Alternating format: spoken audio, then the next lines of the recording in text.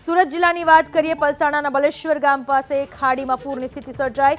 જિલ્લામાં ધોધમાર વરસાદ વરસી રહ્યો છે। પલસાણામાં 8 ઇંચથી વધુ વરસાદ ગઈકાલે ખાબક્યો હતો। આજે પણ વહેલી સવારથી પલસાણા પંથકમાં ધોધમાર વરસાદ ચાલુ થયો હતો।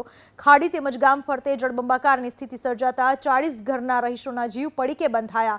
બલેશ્વરથી હાઈવે અને બગુમરા તુંડી રોડ તેમજ બગુમરા રોડને જોડતા પુલ પાણીમાં ગરકાવ થઈ ગયા। ગામ જાણે બેટમાં ફેરવાયું હોય તેમ ચારે બાજુ બસ પાણી જ પાણીના દ્રશ્યો જોવા મળ્યા હતા। સુરતના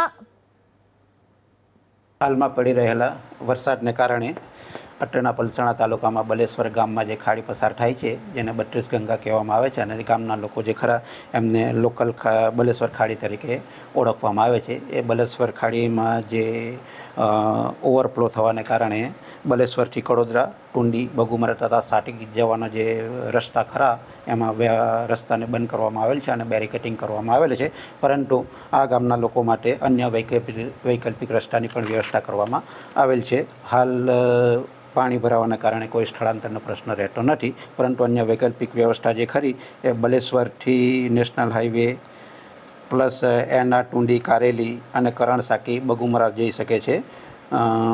એના ટુંડી, કારેલી, મોટા એ પણ રસ્તાની વૈકલ્પિક વ્યવસ્થા કરવામાં આવેલ છે, જેમાં અંદાજિત 2 થી 3 કિલોમીટરનો ઘેરાવો છે અને ડિફરન્સ છે, એટલે એમાં કંઈ સ્થળાંતર વૈકલ્પિક બગુમરા બલેશ્વર જવા માટે બીજો કોઈ પ્રશ્ન નથી।